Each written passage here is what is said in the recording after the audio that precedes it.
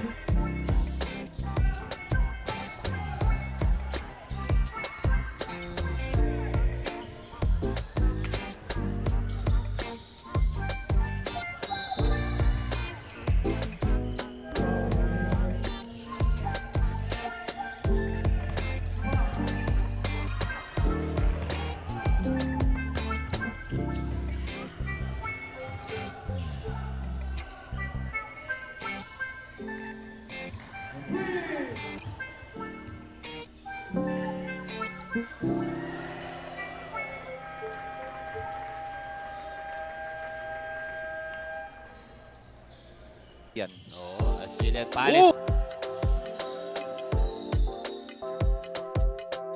5-2-1 trading. Ayan. Oh,